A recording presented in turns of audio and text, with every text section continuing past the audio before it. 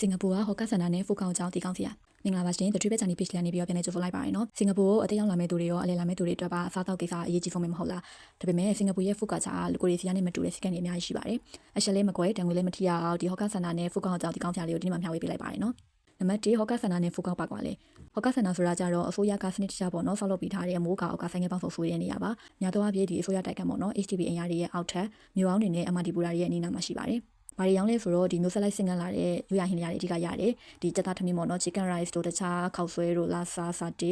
တခြားကိန်းမုတ်လေးတွေပြီးတော့သူတို့စီမှာခေါ်ရဲပေါ့နော်ဒီခရမ်းကျင်တီးနဲ့ကြက်အိုးနဲ့ဒီခနန်းနဲ့ပေါ့နော်အဲ့လိုမျိုးရောပြီးတော့ချက်ထားတယ်ဒီလိုလုပ်ခဲ့တဲ့အစားအစာတွေရဲ့ original ရတာစစ်ကိုဒီမှာပဲရနိုင်ပါတယ်ပဝင်းကျင်နေနဲ့အဲကုန်းမပါဘဲနဲ့ပန်ကားပဲရှိလို့အပြင်မဲ့လေဝင်လေထွက်လေရှိတဲ့အတွက်ညနေဘက်မှာဆိုလို့ရှိရင်တော့အငွေတောက်ပို့ကောင်းပါတယ်ဈေးနှုန်းအနေနဲ့$3လောက်ကနေပြီးတော့$6ဝန်းကျင်နဲ့တနက်စာပိုင်းသွားပါတယ်။အေးဆိုလို့ရှိရင်လည်း$ခွဲနဲ့$2ဝယ်ဝန်းကျင်ပဲရှိပါတယ်။ဖိုးကောင်းဆိုတာကြတော့ shopping mall တွေထဲမှာရှိတဲ့တည်တံ့စားတောက်ခန်းမတွေပါ။ဒီ shopping mall တိုင်းရဲ့အပေါ်ဖုန်းတက်တာမှမဟုတ်မြေအောက်ထပ်တွေမှာရှိတယ်။လူကဲစားစာတွေအပြင် Japanese, Korean တခြား western စားစာတွေနဲ့ Thai ပေါ့နော်။အဲ့လိုစားစာတွေလည်းရပြီးတော့တစ်ခါတလေမှာစားစာတွေပါရနိုင်ပါတယ်။ပတ်ဝန်းကျင်နေနဲ့အကွန်အပြေးဝပါတဲ့အတွက်ချွေးမထပ်ပဲနဲ့ AC စားလို့ရပြီးတော့ထိုင်ကုန်တွေကလည်းဒီဟော့ကထပ်ပို့ပြီးတော့တောင်းတရှိပါတယ်။ဈေးနှုန်းအနေနဲ့ကြတော့သူက shopping mall တွေမှာရှိရဖြစ်တဲ့အတွက်အကွန်ချင်းနဲ့ဒီမောငါးကားတွေကြောင့်ပေါ့နော်။ဟော့ကထပ်20%ကနေပြီး50%လောက်ပို့စီကြည့်ပါတယ်။ပြန်များအနေနဲ့ဆိုရင်$6လောက်ကနေပြီးတော့$12ဝန်းကျင်ကျတင်နိုင်ပါတယ်။နံပါတ်2ကိုရိုင်းယူကိုရိုင်းသိန်းစနစ်စင်ကာပူမှာဒီဟော့ကဆန်နာတွေနဲ့ဖူးကောင်းတွေမှာပေါ့နော်ဆိုပေတို့ဆိုတာမရှိတလောက်ပါပဲဆိုင်မှာပြီးရင်ကိုရိုင်းဆောင်ယူရမယ်ဆိုင်များဆိုကြတော့ဒီတုံကားတဲ့ပီကာပေါ့နော်ဒီလိုမျိုးကတ်လေးတွေပေးတတ်တယ်အဲ့ဒါလေးမြည်လာလို့ရှိရင်သွားယူရုံပါပဲ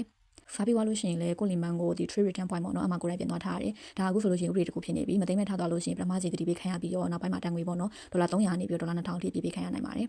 နံပါတ်3ဒီချက်ကတော့ coffee မိုင်းတည်တာပေါ့ပါ coffee ဆိုင်မှာဒီ coffee လို့ပဲပြောလိုက်လို့ရှိရင်နှုတ်စီနဲ့ရောက်လာပါလိမ့်မယ်ဒီစင်ကာပူမှာတော့ coffee ကို coffee လို့ခေါ်တာပေါ့နော်နှုတ်စီနဲ့ပြောတဲ့ဒီ coffee တခြားနဲ့ပြောတဲ့ coffee ကိုနှုတ်စီနဲ့ပြောတဲ့ coffee စီပြီးတော့ coffee ice coffee ပေါ့နော်အဲ့ဒါနဲ့ဂျင်းရတာခတက်ဂျင်းညတီဆိုပြီးတော့မျိုးစားအများကြီးရှိပါတယ်နံပါတ်4တင်းကျပ်တဲ့တခြားစီကံတွေဒီ hawker center နဲ့ food court တွေကိုတခြားနေရာဝယ်လာတဲ့အစားအသောက်တွေယူလာပြီးတော့စားတောင်းခွင့်မရှိပါဘူးရေအားစားမရပါဘူးနော်ပြီးတော့ဒီမျက်မှန်မြေလမ်းပြခွေတွေကလွဲပြီးတော့ကျန်တဲ့အင်္ဂွေတရိစံခွေးကြောင်တရားတွေကိုဒီဟော့ကဆန်နာနဲ့ဖူကောင်တွေကိုခေါ်ဖောင်ဝင်မရှိပါဘူး။တန်ရှင်းနဲ့ဘာသာရေးရတင်ကျက်ထားတာပါ။စပွဲပေါ်မှာတီရှူထုတ်တာမှမဟုတ်လို့ရှိရင်ထီလေးတွေတင်လာလို့ရှိရင်လူရှိရလို့မှတ်ပြီးတော့တခြားနေရာရှာပါနော်။ဒီလင်မန်းတွေပြန်ထားတဲ့အခါမှာလည်းဟာလာနဲ့နန်းဟာလာပေါ့နော်။မိုစလင်ဆိုပြီးတော့အလုံးခွဲထားတာမျိုးတွေလည်းတတိထားတင်ပါတယ်။ဒီဟော့ကဆန်နာအများစုမှာကြတော့ဒီ QR ပေါ့နော်အဲ့လိုသုံးလို့ရပေမဲ့ငွေသားလက်ဆောင်တာတင်ပါတယ်။ဖူကောင်တွေမှာတော့ဒီဘိုင်းကတ်တွေပါသုံးလို့ရပါတယ်။စားတော့ဆိုင်တွေမှာကြတော့ရေမရောက်တဲ့အတွက်အေးနဲ့ရှီကိုပေါ့နော်ဒီ drink store ဆိုတဲ့တည်တံ့ဆိုင်တွေမှာတော့ဝယ်ရပါတယ်။အဲ့ဒီဆိုင်တွေမှာ coffee လည်းရပါတယ်နော်။ဒီစီကန်းလေးတွေကအစားပိုင်းမှာနည်းနည်းတော့ရှုပ်ထွေးနိုင်ပေမဲ့နေသားချသွားလို့ရှိရင်တော့တကယ်ကိုစနစ်ကျတဲ့တက်လေးတွေပါတကယ်ကျွန်တော်စင်ကာပူမှာစားတော့မှရင်းနဲ့ဘယ်လိုလဲတွေကြုံမှုလဲကမ္ဘာမှာဝင်ပြပေးသွားပါအောင်နော်နောက်နေ့ဒီမှာလည်းကိုယ်တိုင်ကြုံခဲ့ရတဲ့ဒီဟော့ကဆန်နာတွေကဒီအချက်ခွဲခဲ့တဲ့လဲလေးတွေကိုပြပြပေးသွားမှာဖြစ်လို့ Trip Channel page လေးကိုလည်း like and follow လုပ်ထားဖို့မမေ့ပါနဲ့အောင်နော်ဆုံးဖြတ်ကြည့်ပေးလို့လည်းကျေးဇူးတင်ပါတယ်နောက် video တွေမှာပြန်လည်ဆုံတွေ့ပါမယ်နော် bye bye